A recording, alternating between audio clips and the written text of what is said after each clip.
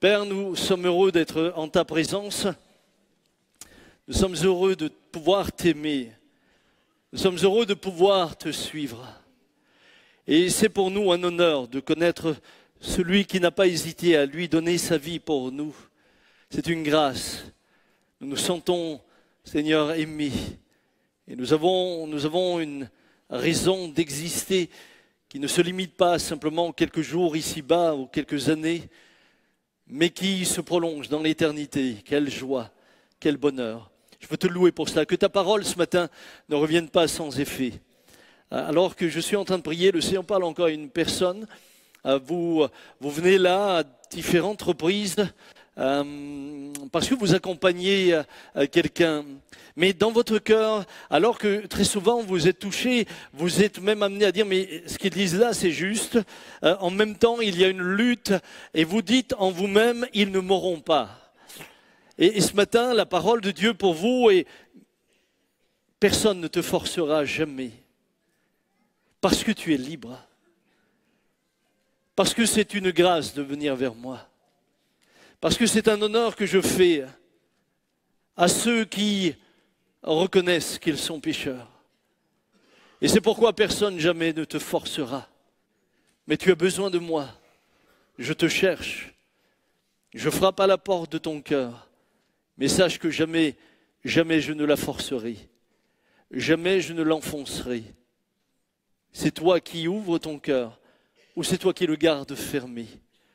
Cependant, je te parle et je te parle parce que je veux te voir connaître cette vie et l'avoir en abondance. Père, je te loue et je te loue pour les paroles qui ont été déjà données ce matin. Merci également pour les guérisons que tu opères au milieu de nous. Nous sommes tellement heureux de te servir. Amen. Amen. Encore cette semaine, où c'était quand Benjamin m'a envoyé, c'était quand hier une vidéo ou avant-hier, une dame qui a été guérie ici, qui souffrait, qui avait un goitre, qui souffrait de la thyroïde, pardon, qui avait un goitre intérieur et le Seigneur l'a touché, l'a totalement guéri. Nous bénissons Dieu. Vous savez, il est tellement bon. Il est tellement bon. Moi, j'aimerais que tu regardes ton voisin en disant, mais Jésus est bon. Jésus est bon. Il est tellement bon pour nous.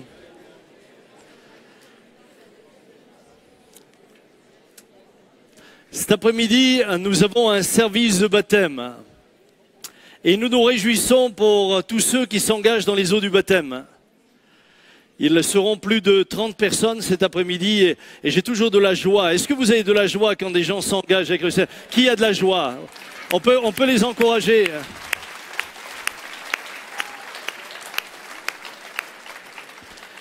Qui ici se souvient de son propre baptême? Levez voir la main là, levez-la bien haut. Waouh! Est-ce que c'était pour vous un grand jour? Est-ce que c'était un jour glorieux? C'est beau. Et parfois, après quelques années, quand je regarde les chrétiens, j'ai envie de chanter là, ce que chante ce vieux chanteur. Que reste-t-il de nos amours? Ouais. Ah oui, on pourrait parfois faire le bilan après quelques années et se dire, mais qu'est-ce qui reste de ce jour-là? Que reste-t-il de mon engagement? Que reste-t-il de l'alliance que j'ai faite? Que reste-t-il du feu qui m'animait lorsque je me suis engagé? Alors pour certains, c'est il y a 6 mois. Pour d'autres comme moi, j'avais 14 ans.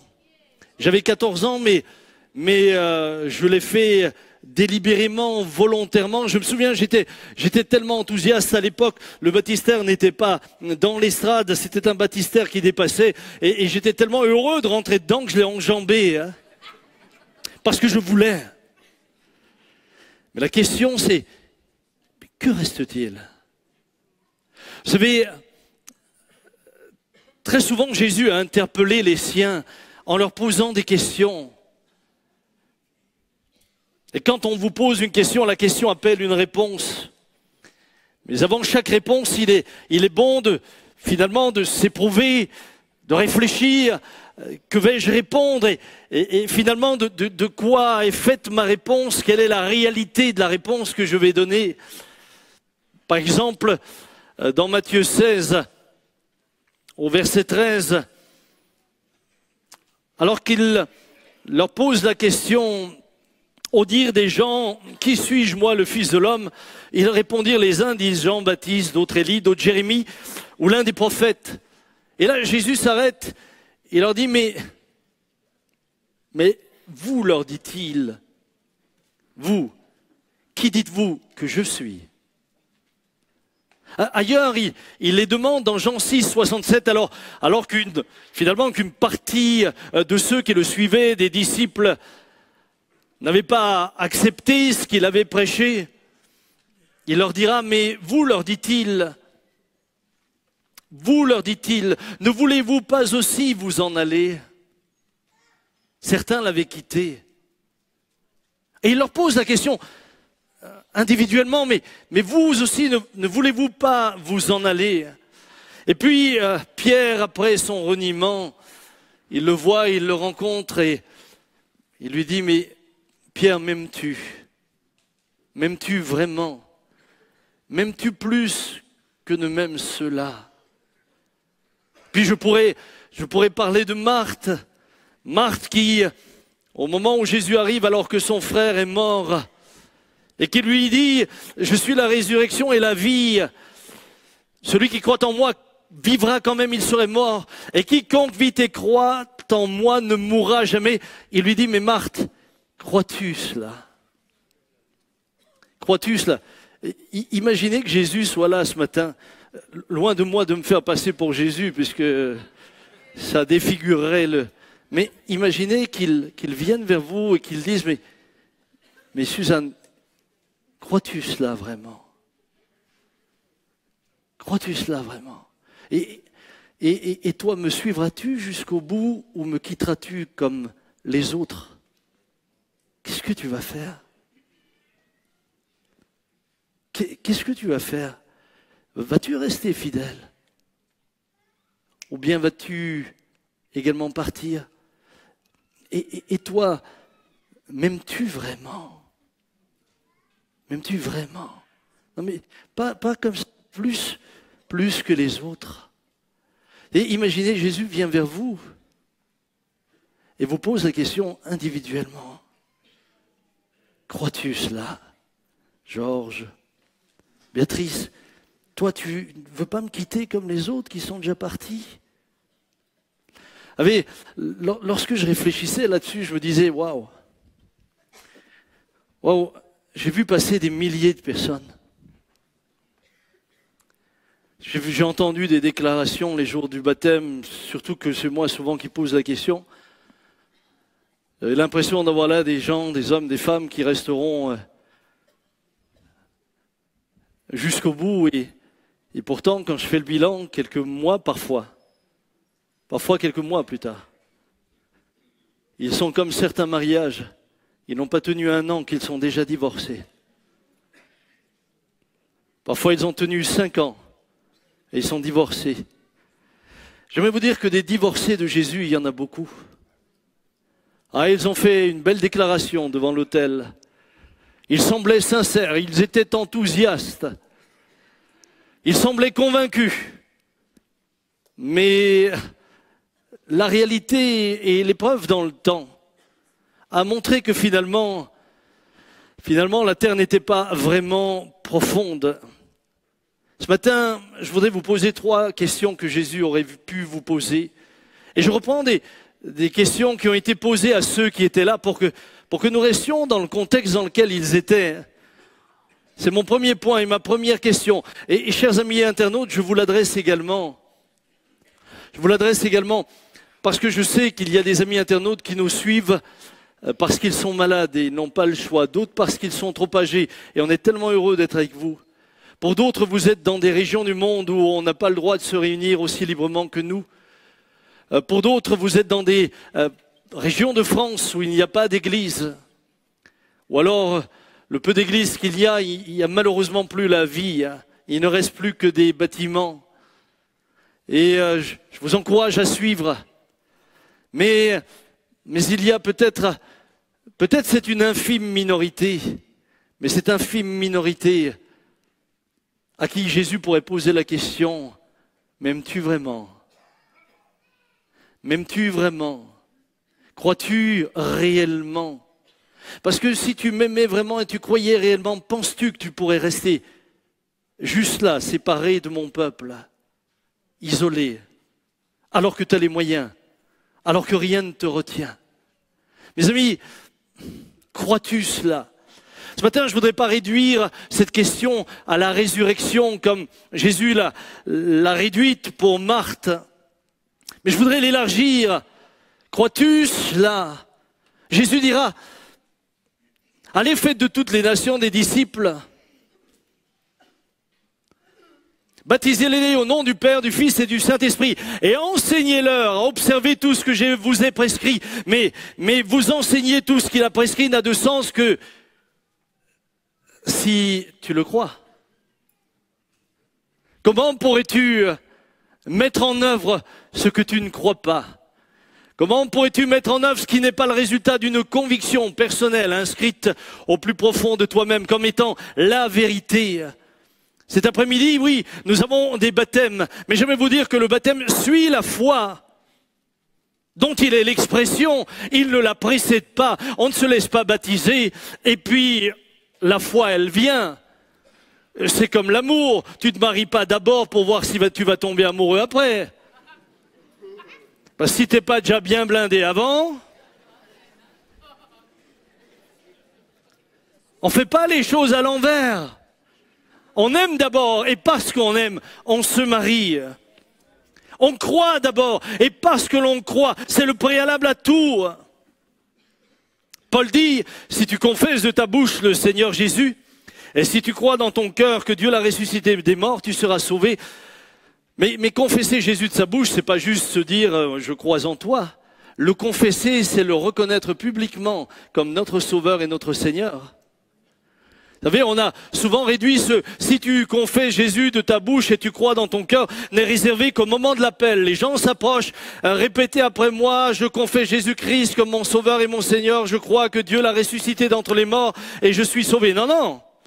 Confesser Jésus de sa bouche, c'est vivre une vie qui le confesse au quotidien, qui le confesse également au travers des actes.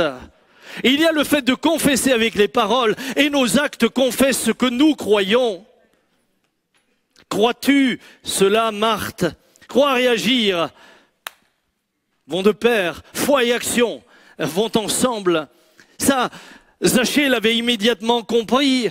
Au moment où il crut en Jésus, il prit une décision. Si j'ai fait du tort à quelqu'un, je lui rendrai le quadruple. Il y a repentance chez cet homme, repentance immédiate. Pierre voit la pêche miraculeuse, il crut en Jésus. Il dit aussitôt, il laissa ses filets, il laissa sa barque et il le suivit. Ils crurent et ils agirent.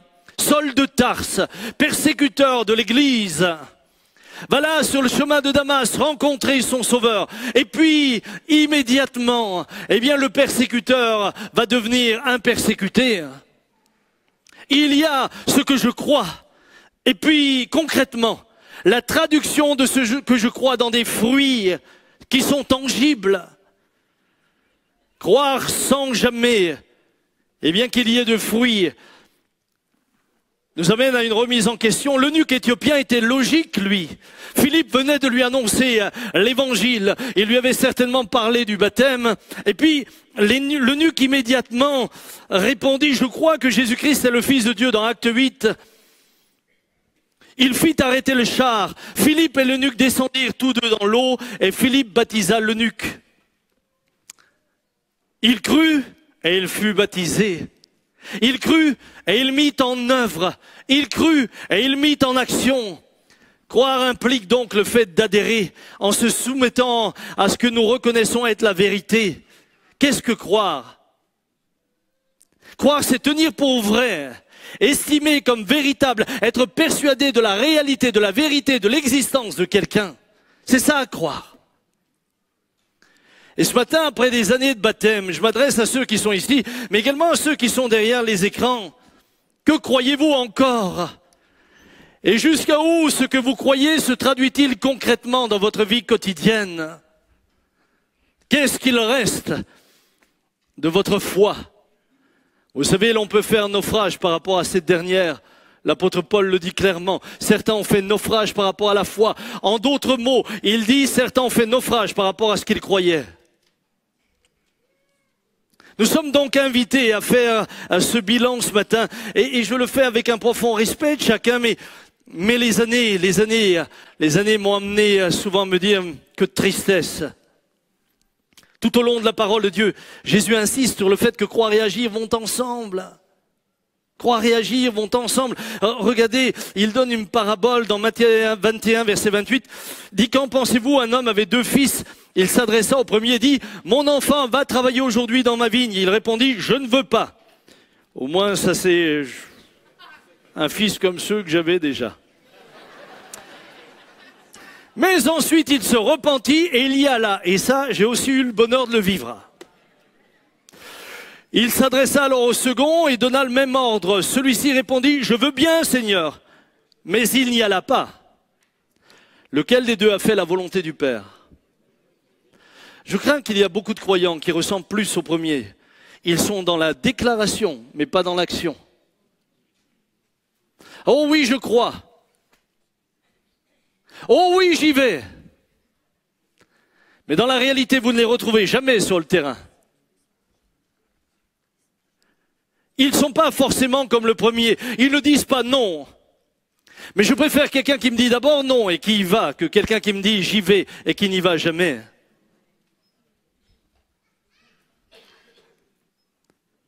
Et l'idéal, c'est de dire oui, j'y vais et d'y aller. Ce matin, où en sommes-nous?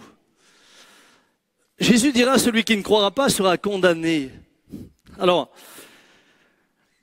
ne pas croire se traduit également par le fait de ne pas s'engager. Et Jésus dit clairement, celui qui ne croit pas sera condamné.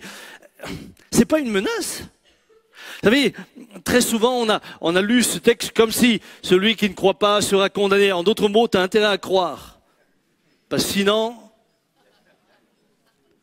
Non, comprenez bien, lorsque Jésus dit cela, il le dit par amour pour les personnes.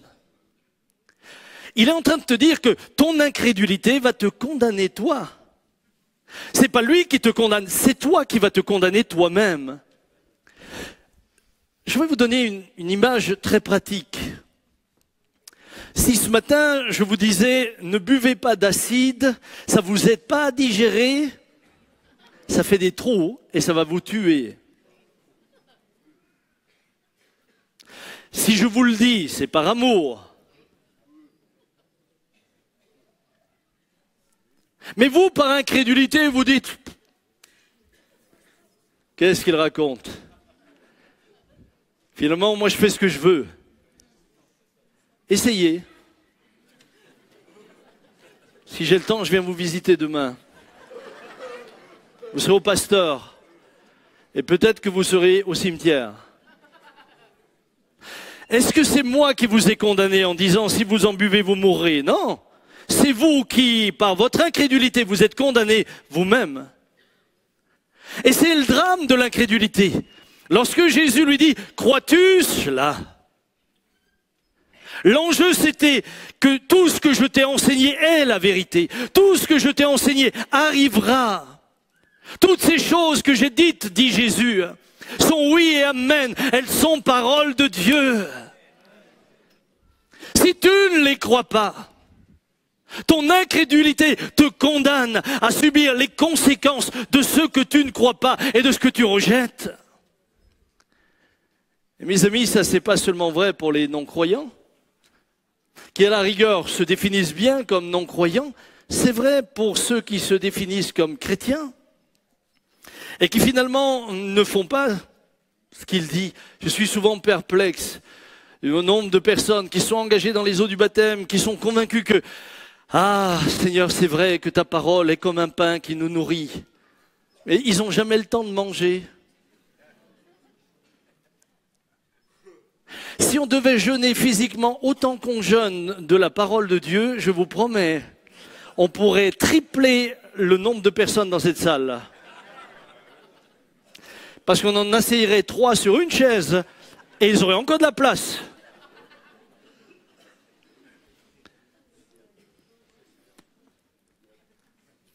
Je vois des chrétiens qui me disent « Ah, pasteur, c'est important de prier, c'est important, mais j'ai pas le temps. »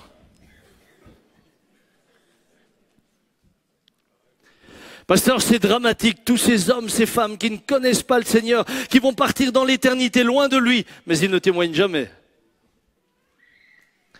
Pasteur, oui, je crois à la guérison des malades, mais jamais ils n'ont prié pour qui que ce soit. Crois-tu vraiment ?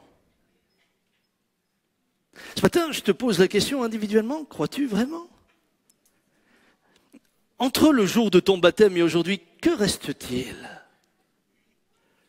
Ou est-ce que dans ce que tu crois, tu as fait le tri ?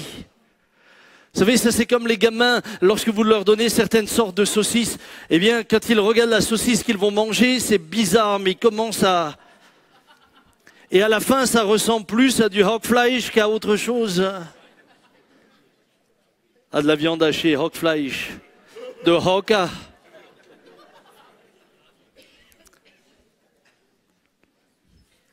Et je vois je vois combien de chrétiens qui commencent maintenant à faire leur propre tri. Oui, mes frères, vous savez, en grec, on n'est pas vraiment... Ah, tu parles le grec? Non, je l'ai lu à quelque part. Ah bon.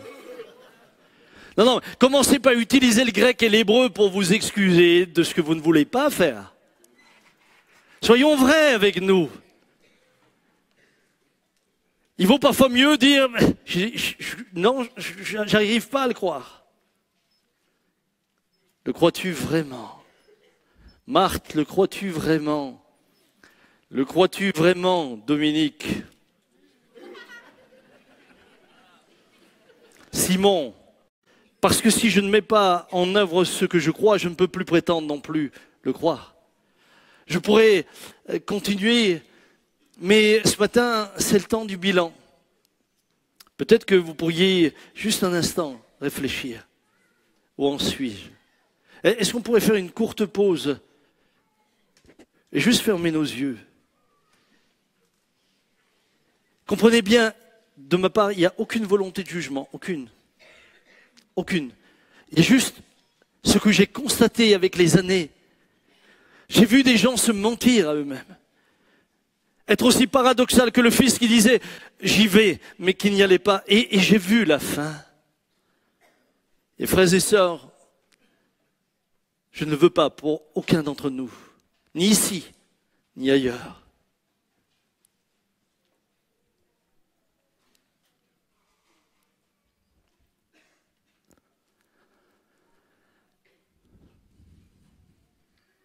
Quel est ton bilan?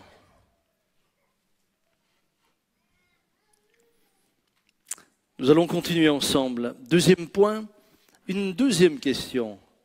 Est-ce que je peux la poser? Elle est finalement en droite ligne de la première. Tu as cru. Alors tu t'es engagé à suivre Jésus. Mais la question est, me suis-tu encore? Au fond, me suis-tu encore? Dans Jean 6, 66, c'est quand même intéressant de voir que c'est juste Jean 6, 66. Il est dit que dès lors, plusieurs de ses disciples se retirèrent en arrière et cessèrent d'aller avec lui. Écoutez bien, c'est des disciples. Donc des hommes, des femmes qui ont cru un jour, qui ont reconnu en lui qui il était. Mais là, ils cessèrent de le suivre. Et Jésus se tourne vers les 12 et leur pose cette question. Et vous, ne voulez-vous pas aussi vous en aller? Vous savez, ce que j'aime chez Jésus, c'est qu'il était cash. Jésus ne cherchait pas la foule.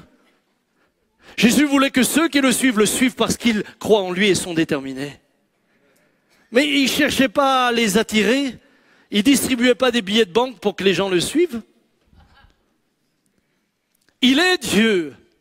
Et parce qu'il est Dieu, il est digne d'être suivi en tant que ce qu'il est, Dieu. Et toi, me suis-tu encore? Alors nous aimons chanter ce chant.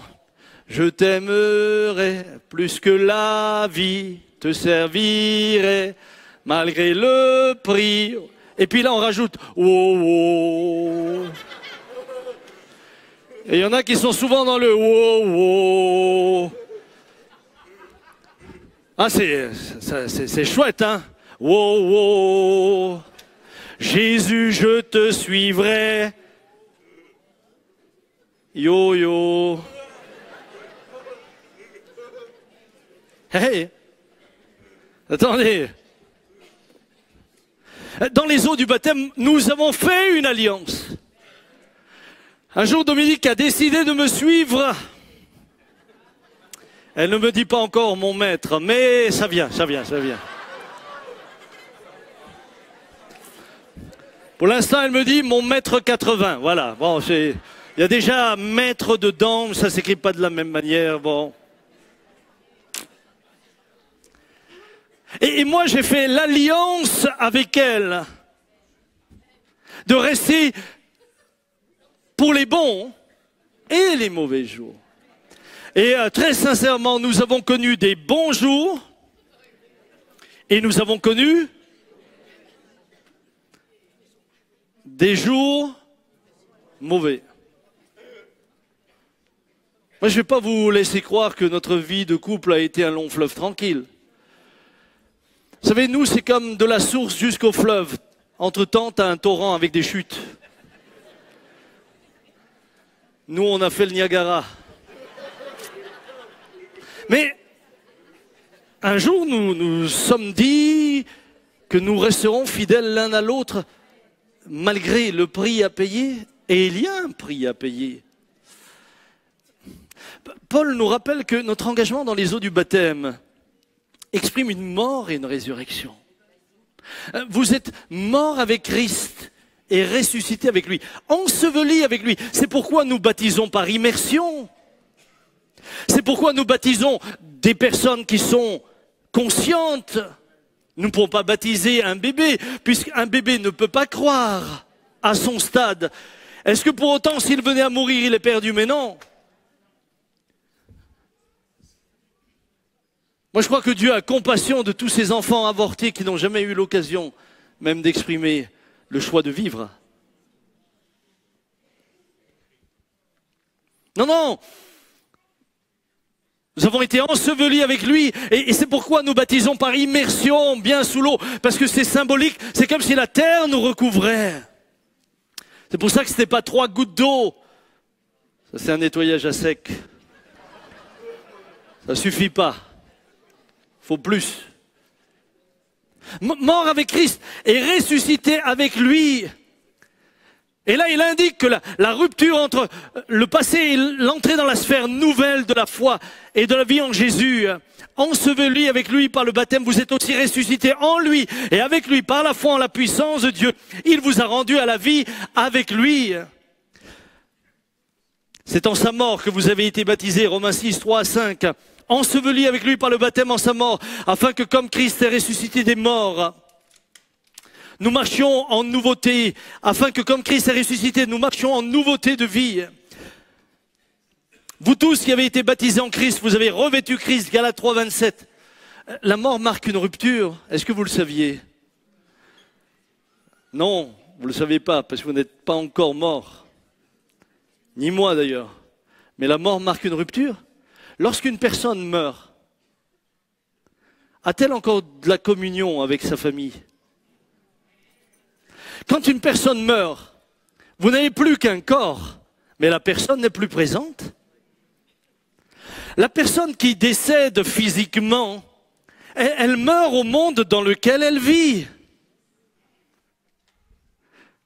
Elle n'a plus de relation avec son épouse, avec ses enfants, avec ses plus proches. Elle ne dit plus rien, elle ne fait plus rien, elle ne s'enorgueillit plus. Allez parler à un mort, faites-lui des éloges. Ses chevilles gonflent pas dans le cercueil. Il est mort à tout ça. essayez de le ridiculiser, essayez de le mépriser, ça ne le touchera pas. Il est mort à tout cela. Mon frère, ma sœur, c'est ainsi que nous devrions être morts. Jésus dit, ils sont du monde, ils sont dans le monde, mais plus du monde. Le mort, il est dans la terre, mais plus de la terre. Hello. Il est dans la terre, mais plus de la terre. Il est dans le monde, mais il est plus du monde. C'est à cela que nous nous sommes engagés quand nous avons suivi Jésus-Christ.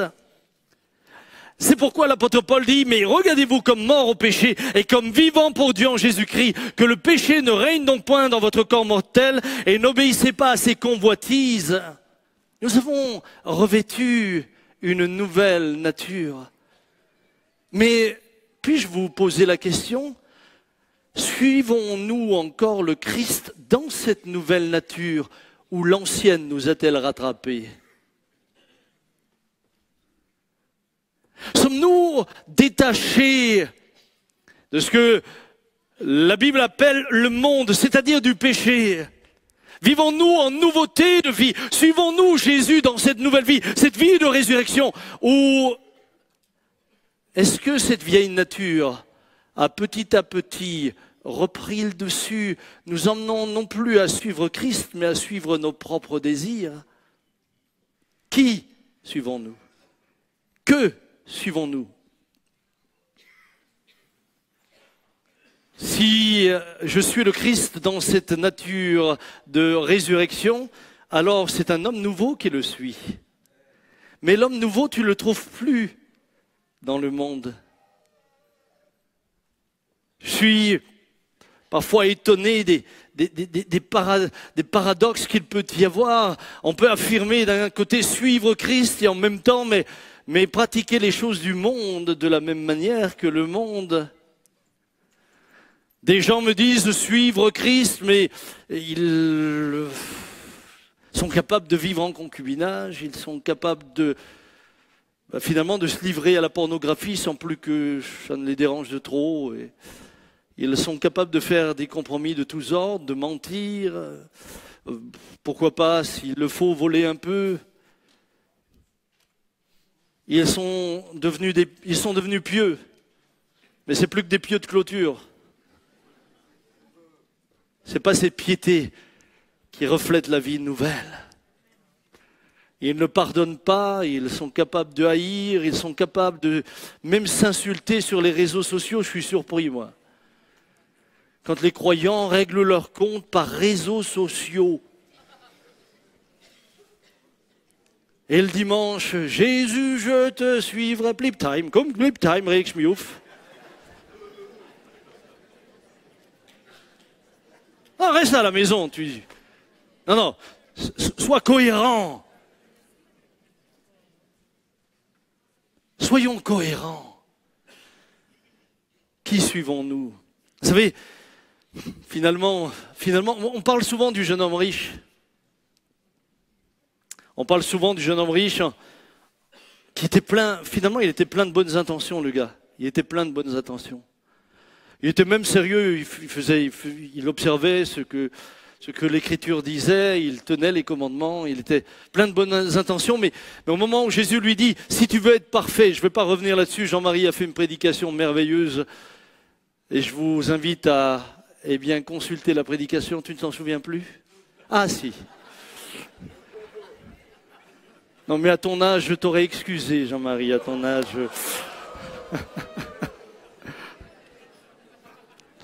Eh bien, je vois que vous êtes encore avec moi, c'est bien. Bien. Ah. Il était plein de bonnes intentions, mais finalement, il n'a jamais suivi Jésus. En tout cas, jusqu'à ce stade-là, ce qu'il a fait plus tard, on ne sait pas. Mais jusqu'à ce stade-là, dans la réalité, il ne l'a pas suivi. Des chrétiens pleins de bonnes intentions, mais vous savez, il y en a des tonnes. Quelqu'un a dit que les pavés conduisaient à l'enfer sont faits de bonnes intentions. La route vers l'enfer est pavée de bonnes intentions. Ah oui, je ferai. Ah oui, je suivrai. Ah oui, ceci, ah oui, cela. Mais frère, sœur, pourquoi est-ce que Jésus dit « Celui qui persévérera jusqu'à la fin sera sauvé » ? Pourquoi elle dit, en parlant des serviteurs de Dieu, est-ce que je peux dire que tu es âgé quand même ? 91 ans. Pourquoi est-ce que la Bible dit « Regardez leur fin », fin, ça peut être dans 20 ans, hein, dans 30 ans. Regardez leur fin et imitez leur foi. Ce qui intéresse Dieu, c'est la constance. Vous savez, l'enthousiasme du départ, ça c'est comme tous les mariages, c'est l'enthousiasme du départ. Moi j'ai entendu ici des déclarations de mariage, mais à te faire pleurer la tour Eiffel. Non, c'était waouh! Waouh, mais tu t'es dit, mais le gars il va l'aimer, mais ça c'est pas possible. Il lui a même chanté ta na na na na na na na. 6 mois après, ils sont déjà en train de boiter, 2 ans après, ils sont plus ensemble. Yeah, yeah. Hey, c'est pas les grandes déclarations. C'est dans le quotidien. C'est où que nous avons appris à persévérer avec Dominique? Dans le quotidien. C'est quand c'était difficile. Elle a appris à m'aimer quand... Bon, c'était pas trop difficile, je trouve. Hein. Non, là, j'ai vite réfléchi. Je me suis dit, réfléchis d'abord avant de dire quelque chose. Non, elle a appris à m'aimer même quand j'étais difficile. Pas souvent, mais ça arrivait. Mais c'est là. Alors ce matin, par rapport à ton engagement dans les eaux du baptême, tout à l'heure, vous avez levé la main, vous avez applaudi ceux qui... Que reste-t-il de ton baptême, de ton alliance avec le Seigneur? Que reste-t-il, mon frère, ma sœur? Que reste-t-il? C'est inventé sur place. Hein, N'allez pas vous dire que je l'ai... N'allez pas vous dire... Non, n'applaudissez pas pour ça.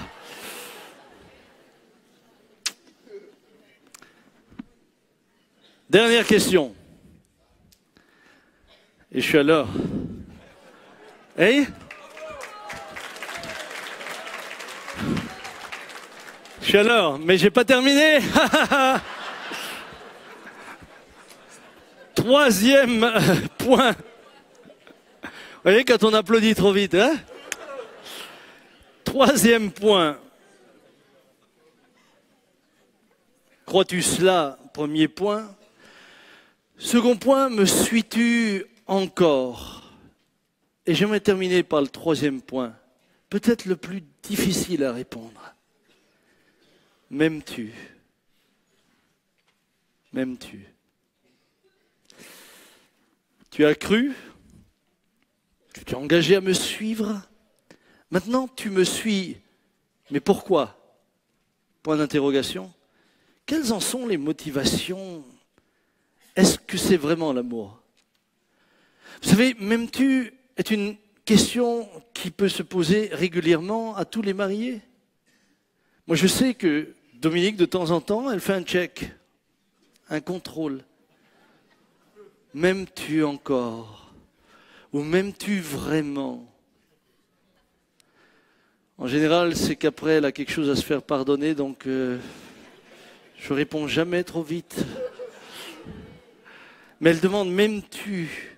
Et puis il m'est arrivé de lui dire, Schotz, est-ce que tu m'aimes encore? Est-ce que tu m'aimes malgré tout? Est-ce que tu m'aimes avec tout? Parce qu'arrive un âge où la question se pose aussi. Hein. J'étais taillé en V, enfin c'était un petit V, hein. Moi j'ai jamais été un grand V. Et puis elle s'est mariée avec le V. Et dans le contrat, avec le temps, ça devient un B. Chez certains, ça devient un D. Il n'y a même plus de B. Plus qu'un D. Et là, tu te retournes vers celle qui t'a connu avec des carreaux en chocolat, là, vous savez? Hein? Et là, tu te présentes quelques années plus tard, il n'y a plus que de la mousse. Et tu lui dis, mais m'aimes-tu encore? Et m'aimes-tu avec tout ce que je suis? Eh ouais. Vous savez que j'ai vu des conjoints qui ont quitté leur mari ou leurs épouses lorsqu'elles étaient malades. Des personnes qui ont eu des cancers et puis tout d'un coup le conjoint est parti parce que tu n'es plus le même. Après toutes ces opérations, il te manque une poitrine, il te manque ceci. Et puis j'ai vu des maris être infidèles parce que la femme était enceinte et puis ils ne pouvaient plus avoir de relation vers la fin de la grossesse, ils sont allés voir ailleurs. Non, m'aimes-tu vraiment? Ce n'est pas une question à la légère, c'est une vraie question. M'aimes-tu vraiment? M'aimeras-tu lorsque peut-être on m'ampute un membre? M'aimeras-tu lorsque peut-être un jour je serai dans un passage difficile? M'aimeras-tu peut-être un jour lorsque je me souviendrai plus de ton nom? Est-ce que tu continueras à m'aimer? Ça, dans le couple, ça. Mais Jésus pose cette question. Elle est, pour moi, plus grave encore. Pourquoi? Parce que dans le livre de l'Apocalypse, elle revient et elle est adressée comme un reproche à une église entière, l'église d'Éphèse, à laquelle finalement il dit ce que j'ai contre toi. Je connais tes œuvres, ton travail, ta persévérance. Je sais que tu ne peux supporter les méchants, que tu as éprouvé ceux qui se disent apôtres et qui ne le sont pas, et que tu les as trouvés menteurs. On peut continuer. Que tu as de la persévérance, que tu as souffert à cause de mon nom et que tu ne t'es point lassé. Un peu plus loin. Mais ce que j'ai contre toi, c'est que tu as abandonné ton premier amour. Alors, vous savez, quand vous lisez cela, ça fait réfléchir. Ça fait réfléchir parce que finalement, cette question ne s'adresse pas seulement à l'église d'Éphèse, mais nous formons ensemble l'église de Christ, pierre vivante que nous sommes. Et c'est finalement à chaque pierre vivante que Jésus s'adresse ce matin en disant, mais m'aimes-tu réellement? M'aimes-tu encore? C'est à vous, c'est à moi.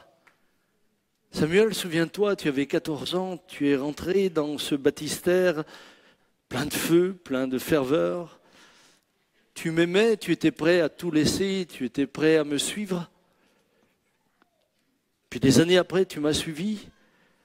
Mais aujourd'hui,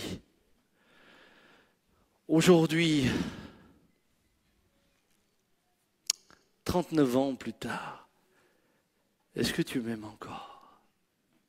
Est-ce que c'est les mêmes choses qui te motivent? Est-ce que tu es devenu un professionnel de la prédication? Est-ce que ton job c'est pasteur, c'est ton gagne-pain? C'est quoi qui te motive?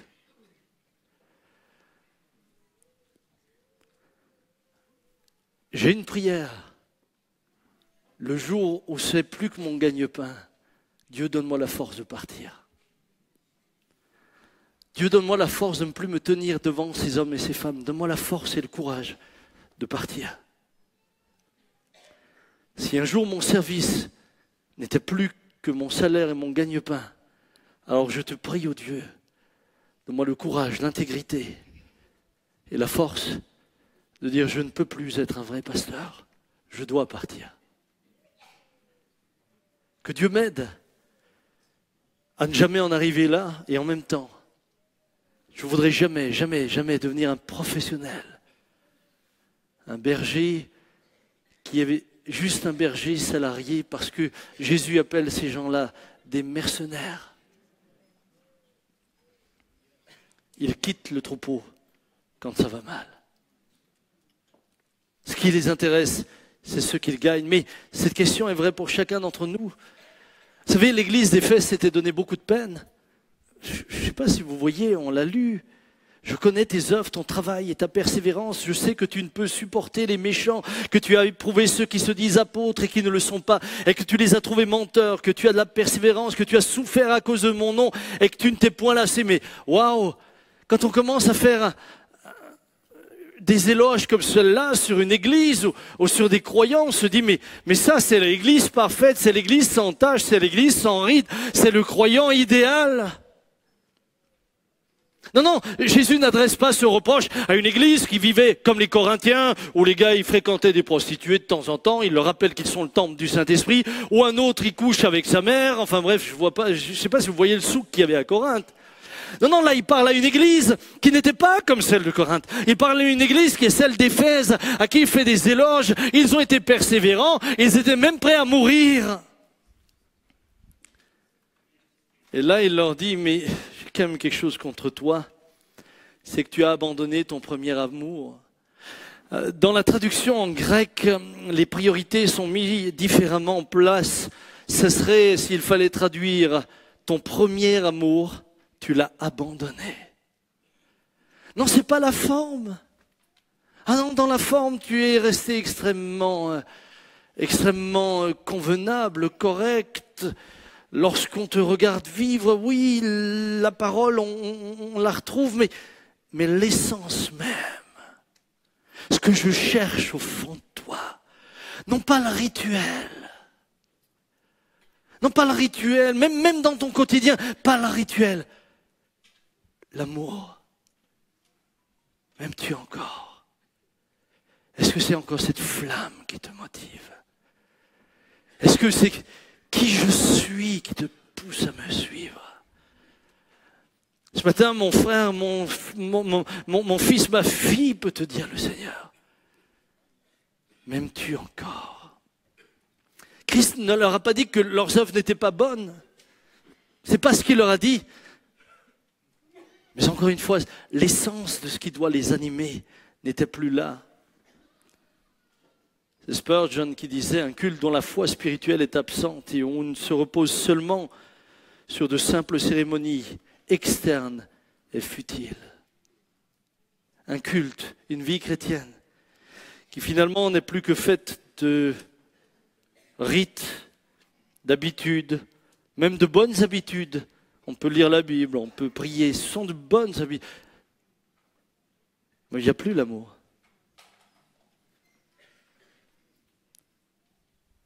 Perdent leur valeur face à celui qui sonde des cœurs. On n'est plus que des religieux qui seraient capables de juger n'importe qui du haut de notre savoir. Mais notre cœur n'est plus mu par cette passion pour lui. Vous savez, un mari peut offrir régulièrement des fleurs à sa femme. Un mari peut inviter sa femme au restaurant régulièrement, il peut l'emmener à l'hôtel. Et pourtant, sa femme est triste parce qu'elle ne sent plus la flamme de l'amour. Une femme sait quand son mari n'est plus amoureux et un mari sait quand sa femme ne l'est plus. Quand c'est plus que l'habitude, la routine, et finalement on est deux copains ensemble, l'un à côté de l'autre, on vit dans la même maison, on se croise, on se rend des services. Mais le cœur bat plus. On pleure plus pour l'autre. Il n'y a plus d'émotion. Il n'y a plus de sentiments. On est même arrivé à des aberrations parfois telles où des maris, dans le temps de leur flamme pour leur femme, étaient prêts à lui construire un palais. Et ils lui ont construit un palais. Mais à la fin, ce qui les intéressait encore, c'était le palais, plus la femme. Ah ouais. Tout d'un coup, la maison était devenue plus importante que celle pour qui il l'avait construite. Tout d'un coup, le service de Dieu devient plus important que Dieu lui-même. Tout d'un coup, je suis dans le service, mais Dieu n'est plus au centre. Je ne suis pas en train de dire qu'il ne faut pas servir, au contraire, mais servir avec cette flamme. Servir avec cette ferveur, avec cet amour. Frères et sœurs, ce matin, l'église de laquelle je vous parle est une église de laquelle 35 ans plus tôt, écoutez bien, 35 ans plus tôt, l'apôtre Paul lui faisait des éloges. 35 ans plus tôt, il lui dit, dans Éphésiens 1, « C'est pour moi aussi, ayant entendu parler de votre foi au Seigneur Jésus et de votre charité pour tous les saints, je ne cesse de rendre grâce pour vous, faisant mention de vous dans mes prières. J'ai entendu parler de votre foi et de votre amour pour les saints. » Cette église était une église qui qui servait Dieu, son cœur battait pour le Seigneur. 35 ans plus tôt, Paul en fait les éloges. Et là, l'ange dans l'église, Jésus qui écrit à l'ange d'Éphèse, lui dit, mais je sais tout ça. Mais ce que j'ai contre toi, c'est que tu as abandonné ton premier amour. Il n'est plus là. Tu es dans le fer. Oh, tu lis ta Bible, tu pries. Mais ton cœur ne vit plus pour moi. Ah oui, il y a 35 ans, je pouvais dire, ton cœur y est. Il y a 35 ans, Jésus peut te dire, hey, tu bouillonnais pour moi, tu étais vibrant pour moi, tout ce que tu faisais, tu étais parfois maladroit. Il y a des trucs que tu as fait, tu n'aurais jamais dû les faire de cette manière-là, mais tu le faisais avec joie. Tu étais tellement sûr qu'il fallait parler en langue que tu es allé chez le boucher en parlant en langue, il n'a rien compris, il s'est énervé, mais toi tu étais sincère. Oui, tu as fait des fautes, c'est vrai. Tu allais à tout le monde parler de Jésus. Tu allais à tout le monde. Il y en a même qui tu les as énervés, mais c'était ton cœur. Aujourd'hui, il n'y a plus qu'un prosélyte qui essaye de faire des prosélytes. Il n'y a plus le cœur. Mon frère, ma sœur, c'est pourquoi l'apôtre Paul dit, même si je donnais mon corps à être brûlé, si je n'ai pas l'amour, je ne suis rien. Sans l'amour, nos prières elles-mêmes peuvent être dénuées de tout respect pour Dieu. Regardez, il y a ce pharisien qui priait dans le temple, et il priait ainsi en lui-même, il ne l'a pas exprimé. « Ô Dieu, je te rends grâce de ce que je ne suis pas comme le reste des hommes. » En tout cas, le jour où l'humilité a été distribuée, il n'était pas au premier rang, lui. Qui sont ravisseurs, injustes, adultères, ou même ce publicain. Je jeûne 2 fois. Regardez, je jeûne 2 fois la semaine. Que des actes religieux. Éphèse, tu fais des choses, tu fais un tas de choses. Je jeûne 2 fois la semaine. Je donne la dîme de tous mes revenus. Je fais. Mais il n'y a pas d'amour. Ce matin, je voudrais terminer en disant la chose suivante. Très souvent, nous faisons l'éloge de Jésus sur la croix, nous prenons la Sainte Seine, nous célébrons ce qu'il a fait sur la croix. Mais est-ce que nos vies manifestent que nous aimons encore ce Christ qui est mort pour nous sur la croix? Est-ce que dans le quotidien, nous manifestons encore cet amour, cette passion, ce feu? Alors vous allez me dire, ah mais pasteur, vous savez, même dans les couples avec le temps, non, parce que l'amour s'entretient.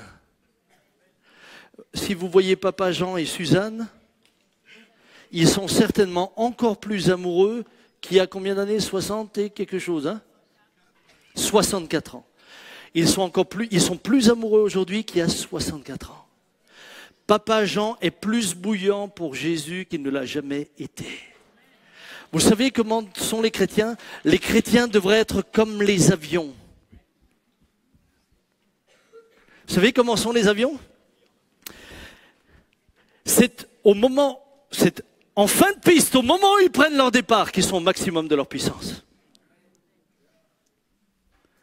J'ai peur qu'il y ait beaucoup de crash. Moi, je vois des avions qui ne décollent jamais. C'est 30 ans qu'il est sur la piste, 30 ans qu'il est sur la piste. Oh oui, je crois, pas tout, mais un peu, je crois. Oh, oui, je te suis de temps en temps, Oh. Hey. Seigneur. Quand l'avion arrive au bout de la piste, il est au maximum de sa puissance, et qu'il ait 500 personnes ou 200 personnes, il s'élève et il part vers le ciel. Moi, je voudrais que cette église soit une piste où on vous envoie dans le ciel, vous arrivez là-bas comme des fusées.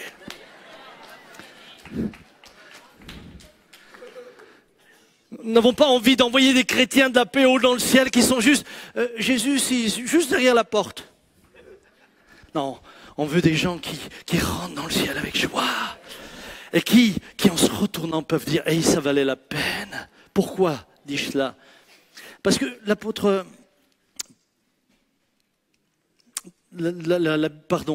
l'Écriture nous dit dans l'Apocalypse chapitre 2 verset 5 « Souviens-toi donc d'où tu es tombé ». Voilà la parole à Éphèse. Souviens-toi d'où tu es tombé. Frères et sœurs, perdre son premier amour, c'est chuter. Oui, j'entends souvent des gens dire « Ah, il est rétrograde, il est rétrograde ». Mais moi, j'aimerais te dire que quand Jésus lit dans mon cœur, s'il n'y a plus l'amour, j'ai chuté. J'ai chuté. Lorsque l'amour n'est plus là, quand dans un couple l'amour n'est plus là, alors on meuble le temps. Hein. C'est dans ces moments-là que tout le monde essaie de s'occuper le plus possible à l'extérieur. Hein. Quand l'amour n'est plus là, le couple est en danger. Et il ne faut pas grand-chose pour qu'il y ait rupture, quand l'amour n'est plus là. Bien-aimés, et ce sera là ma conclusion, pendant que mon frère se met au clavier, merci. Quel bilan faisons-nous aujourd'hui, ce matin, aux questions « Crois-tu cela ? Me suis-tu encore ? Et m'aimes-tu » Que répondons-nous ? Le jour final viendra où nous devrons tous faire le bilan, mais d'une vie. Et Paul, faisant le bilan de cette vie, dira « J'ai combattu le bon combat ». Moi, je voudrais que chacun d'entre nous, et bien sûr, ma prière s'adresse évidemment également pour moi, mais je voudrais que le jour où, si Dieu me donne de mourir dans un lit, je ne sais pas où je mourrai, peut-être ailleurs, peu importe, mais je voudrais pouvoir être là, et avant de partir, s'il me laisse le temps de partir, certains n'ont pas eu le temps de dire quoi que ce soit. Mais si je devais être comme mon grand-père qui est parti, vous savez, mon grand-père, lorsqu'il est parti, quel homme de Dieu, de qui j'ai un souvenir tellement profond, il a marqué ma vie. Il est parti à l'âge de 93 ans. Et le jour où il est parti, le coiffeur est venu pour lui couper les cheveux à la maison, puisqu'il n'allait plus, il ne se déplaçait plus chez le coiffeur, c'était l'inverse. Et là, il a servi un café au coiffeur et il lui a témoigné de Jésus-Christ encore pendant 1 heure. Pendant 1 heure, il lui a parlé de Jésus. Et le coiffeur est parti. Puisque vous imaginez bien que sur la tête d'un homme de 93 ans, il n'y a pas de quoi couper pendant 1 heure non plus. Hein. Et le coiffeur est parti et mon grand-père est monté dans son fauteuil. Il s'est assis là, à un endroit où il aimait se trouver et méditer. Et quand ma tante est arrivée, il avait rejoint la patrie céleste. Et je disais, Seigneur, je voudrais partir comme ça. Soit en te servant, soit en témoignant, soit en prêchant. Pourquoi pas un jour sur l'estrade comme ça. Comme mon frère Jean Schirmer, partir d'ici. Mon frère Jean Schirmer est parti d'ici pendant qu'il faisait la Sainte Seine. Vous savez quelle était sa méditation? Ce qu'il avait écrit ici, le verset qu'il avait écrit, je l'ai encore. J'ai gardé tout ce qu'il avait noté, je l'ai gardé. Pour moi, c'est précieux. Cet homme m'avait vu grandir. Il était venu ici, et puis il nous a regardés, les musiciens, comme ça, comme si je vous regardais maintenant. Puis il s'est retourné, il a respiré profondément. Puis encore une fois, il nous a regardés. On était là à cette époque-là. Au bout d'un moment, je me suis dit, il se passe quelque chose. J'arrive vers lui, il me regarde, il tombe dans mes bras. Et il meurt, ici sur l'estrade. Il y a un frère qui vient de m'envoyer son témoignage, Jean-Luc Orny. Je vais lui demander dans les jours qui viennent de donner son témoignage. Sa vie a été changée par le témoignage de Jean Schirmer. Mais quand il est mort là sur l'estrade, et que j'ai regardé ses notes après, le verset de méditation pour la Sainte Seine était « Prépare-toi à la rencontre de ton Dieu ». Hormis qu'au moment même où lui l'a écrit chez lui, il ne savait pas qu'il avait rendez-vous avec lui ce matin-là. Ma sœur Huttard avait eu une vision, elle est là ce matin, Marie-Odile, elle avait eu une vision avant que les choses n'arrivent. Elle voyait 3 anges qui tournaient autour de l'église. Elle dit à son mari, je vois 3 anges, et soudain il y a un ange qui se détache d'en haut de l'église et qui rentre dans l'église. Et elle dit, je vois un ange qui vient dans l'église. Son mari dit, mais va le dire. Elle dit, mais qu'est-ce que tu veux que je dise? Je n'ai pas d'explication. Au même moment, Jean est parti. Ils sont venus le chercher. Alors ce que je voudrais, lorsque je partirai, c'est pouvoir dire avec Paul, J'ai aucun regret. J'ai combattu le bon combat. J'ai achevé la course. J'ai gardé la foi. J'ai cru. Mais pas seulement j'ai cru. Je l'ai aimé. Désormais, c'est une certitude. La couronne de justice m'est réservée. Et le Seigneur, le juste juge, me la donnera. Seigneur, ne me permets pas que je vive une vie chrétienne médiocre. Ne permets pas que je sois tiède. Ne permets pas que je sois un homme à demi-mesure. Ne permets pas que ma vie chrétienne soit que faite des souvenirs. Il y a 40 ans quand je me suis fait baptiser. Ah, il y a 30 ans. Non, non. Seigneur, je veux être comme l'avion en fin de piste. Je veux être au maximum de ma puissance. Fermons nos yeux un instant. Pendant que Jonathan joue,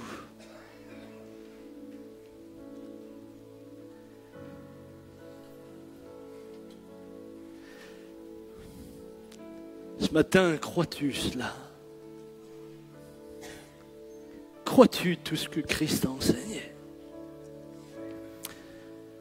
Tu ne pourras pas être son disciple si tu ne le crois pas.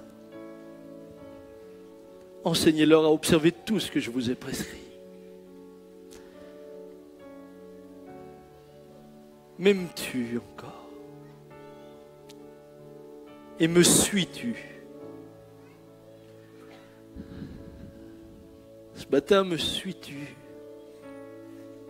Mon fils, ma fille, me suis-tu encore? M'aimes-tu encore?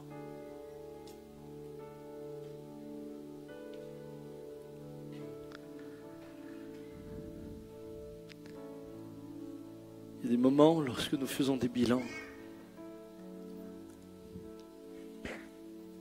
comme les disciples avant de répondre à Christ, ou Marthe, il faut réfléchir et puis ensuite en tirer les conséquences. Et maintenant, que vais-je faire? Je vais sortir de ce culte. Que vais-je faire?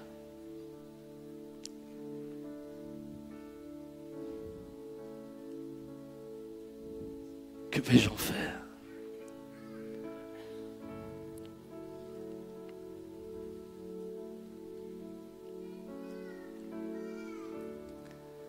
Jésus dit, pourquoi me dites-vous Seigneur, Seigneur, ne faites-vous pas ce que je dis?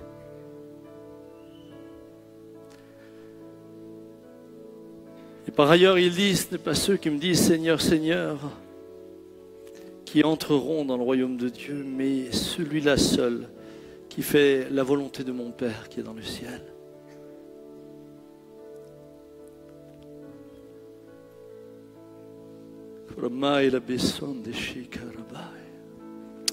Père, je prie pour ton Église.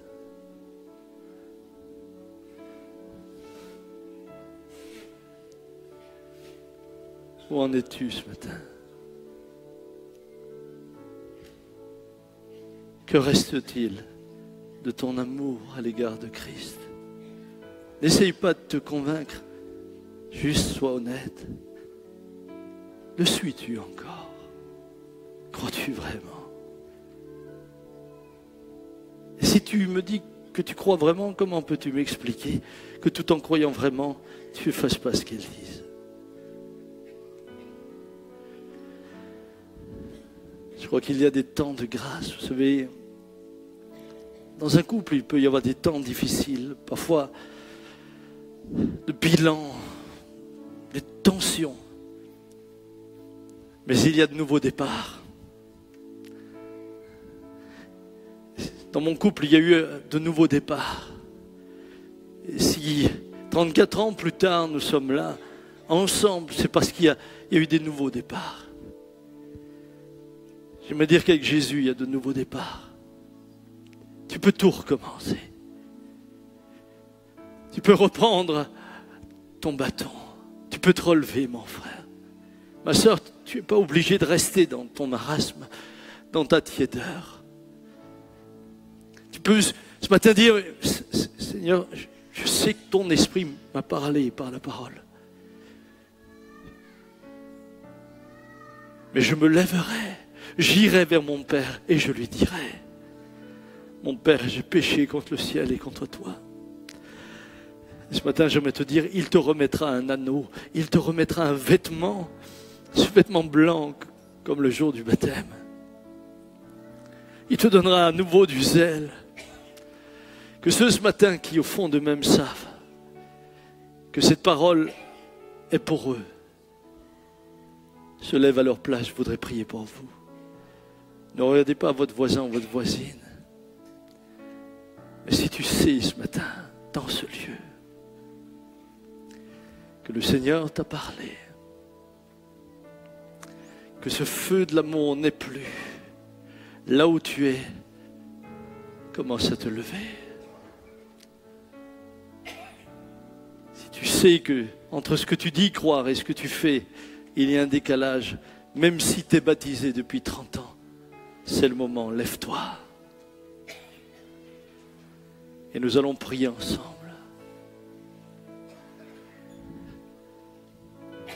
Est-ce que nous pouvons chanter, jouer ce cantique tel que je suis, je viens à toi? Est-ce que nous pourrions vivre ce moment comme un moment de réengagement?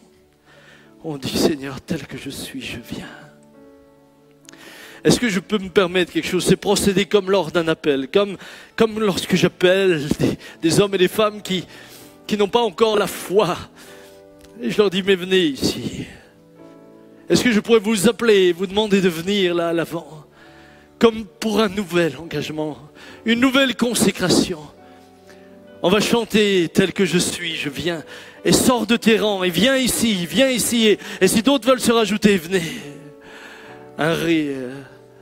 Tel que je suis, sans rien à moi.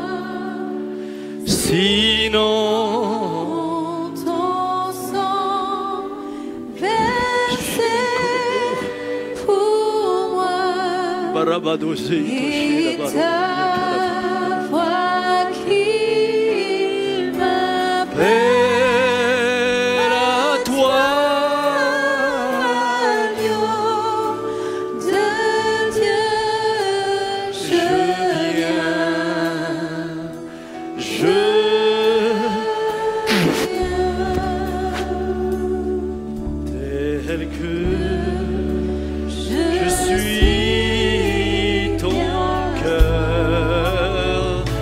Prêt à prendre le mien tel qu'il est, pour tout changer, sauveur, parfait, agneau de Dieu, je viens.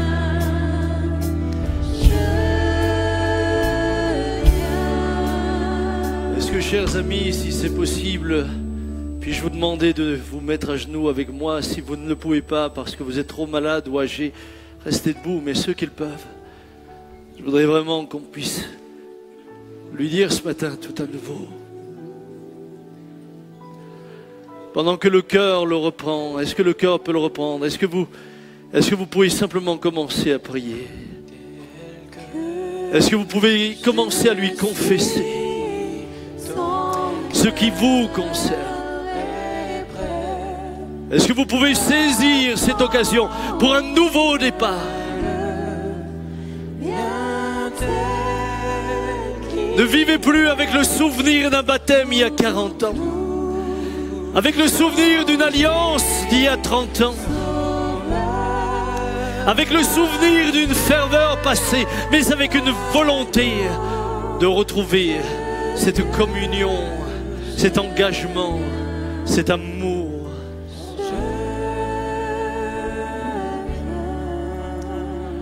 Tel que Je suis Barabario le corama et le barawashi, le bien la barabari, vorigamando, zidivishi, le vorigamada, vorigamada.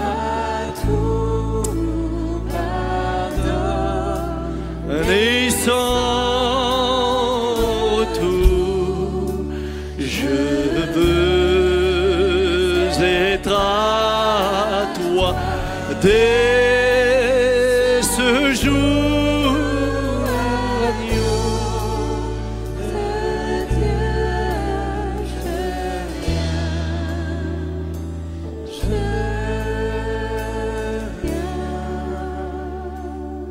Père, je prie dans le nom de Jésus pour tous ces bien-aimés qui se sont approchés.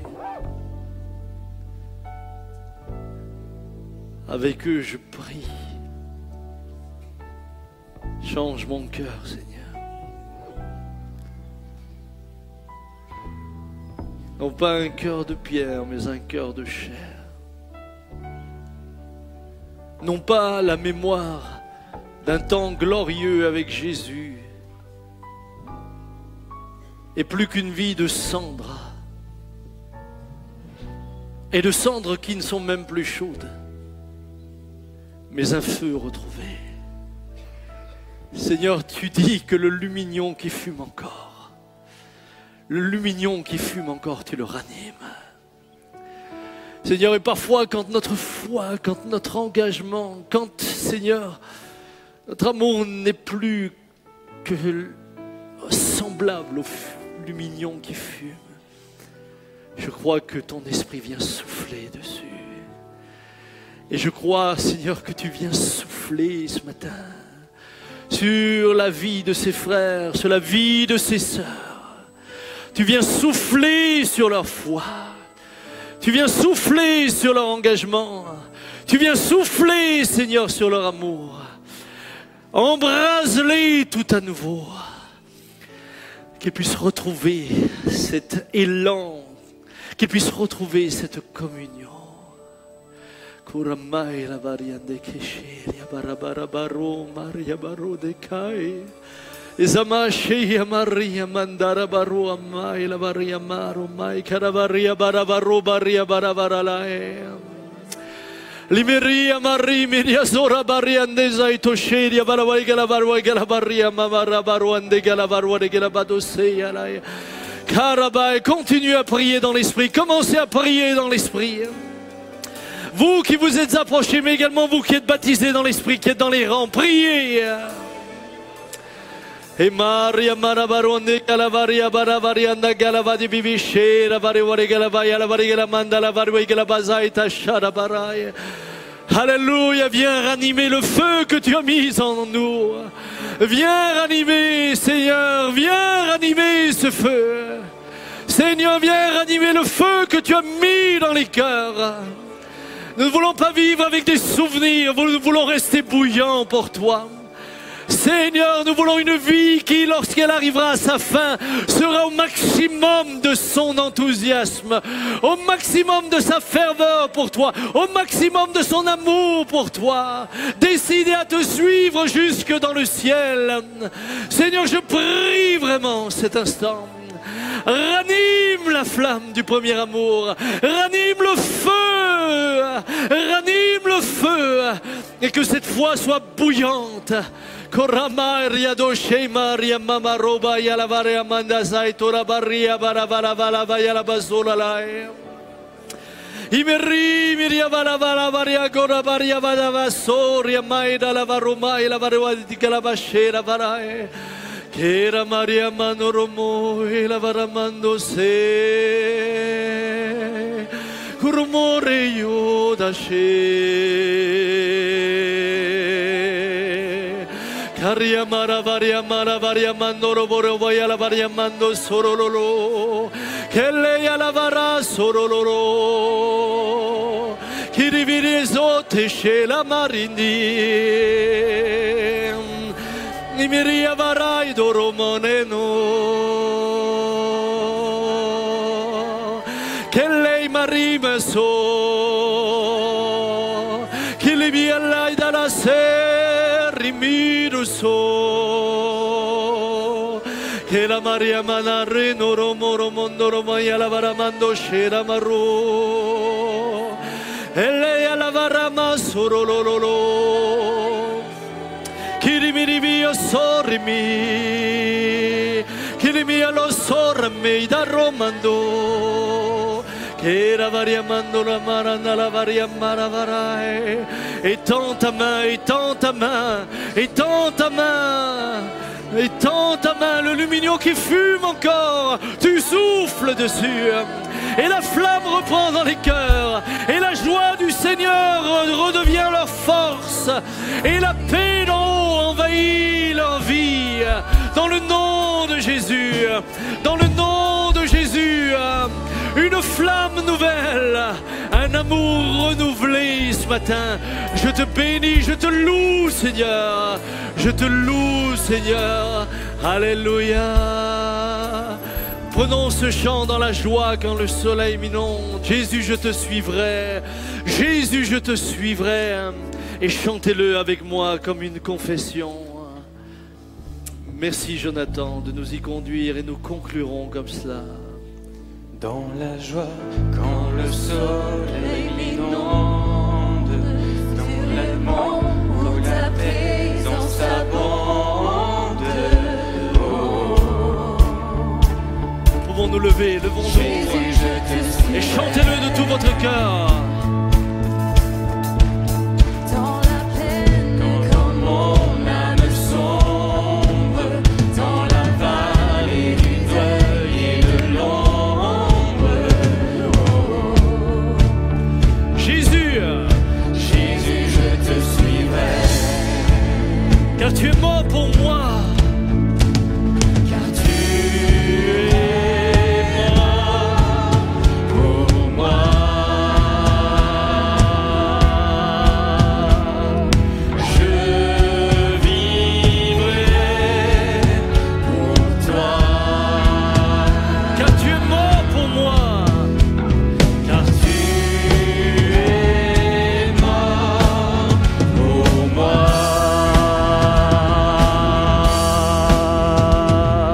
Je vivrai pour toi. Tu t'es offert. Tu t'es offert sans rien garder. Tu as souffert pour me sauver. Oh. Jésus, je te suivrai. Pouvez-vous déclarer je t'aimerai plus Te servirai malgré le prix. Oh. Jésus, je te suivrai.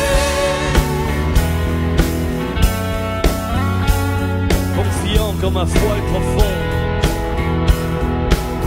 confiant quand ma foi est profonde. Dans le doute, quand ma paix semble fondre. Jésus, je te suivrai, car tu es mort pour moi. Peux-tu lui redire ce matin et je vivrai. Je vivrai pour toi, Car tu es mort pour moi. Comme une confession. car tu es mort pour moi. Je vivrai pour toi. Tu t'es offert. Tu t'es offert sans rien garder. Tu as souffert pour me sauver. Oh.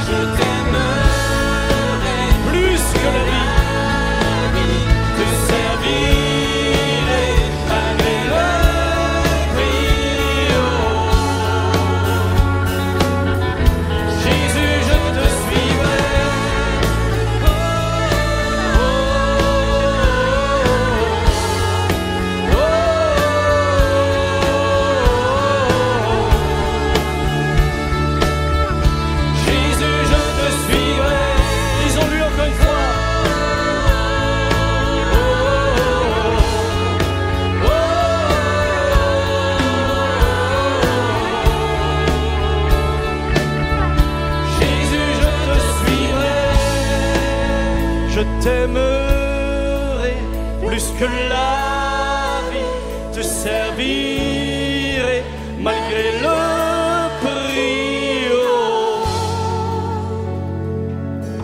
Jésus, je te suivrai.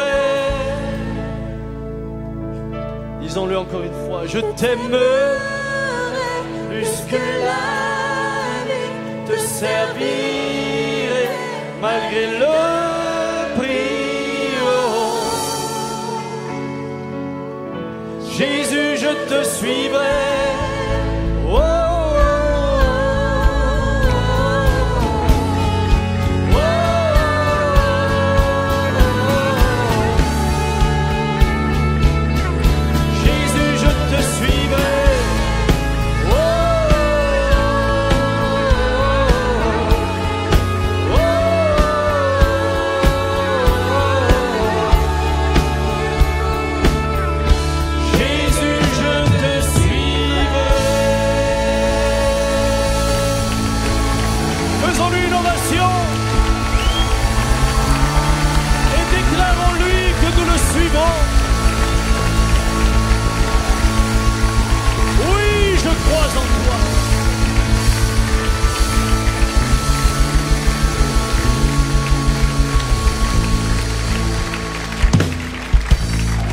Pouvons-nous terminer? Pouvez-vous me suivre dans cette prière en la répétant simplement? Oui, Seigneur, je crois en toi. Oui, je crois à ta parole. Oui, Seigneur, je te suivrai dans les bons et les mauvais jours. Oui, Seigneur, je t'aimerai par ta grâce et ton secours. J'irai et j'annoncerai ton amour à tous les hommes.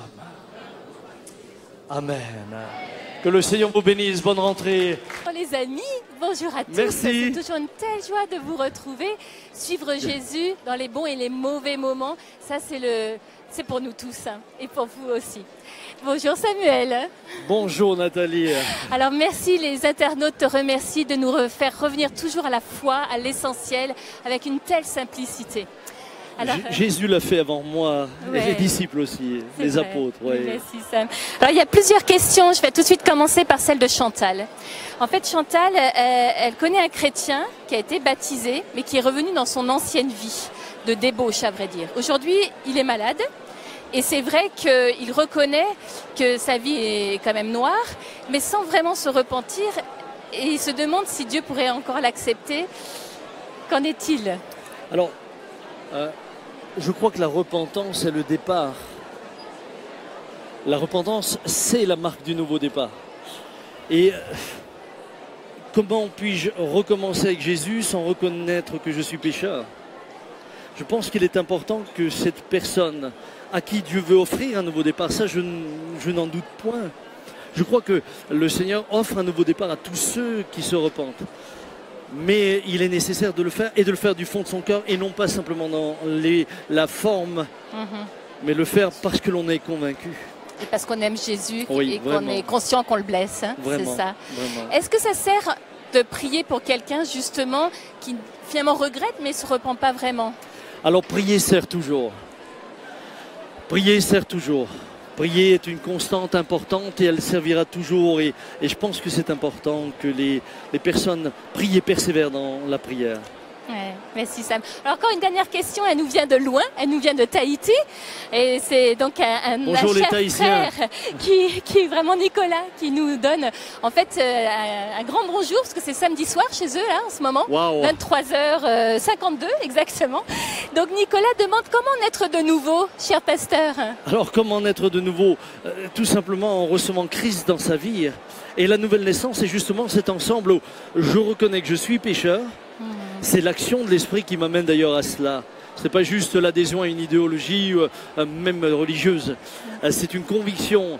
Et très souvent, ce n'est pas difficile à faire. Il suffit de regarder sa vie. Il suffit de voir également les conséquences.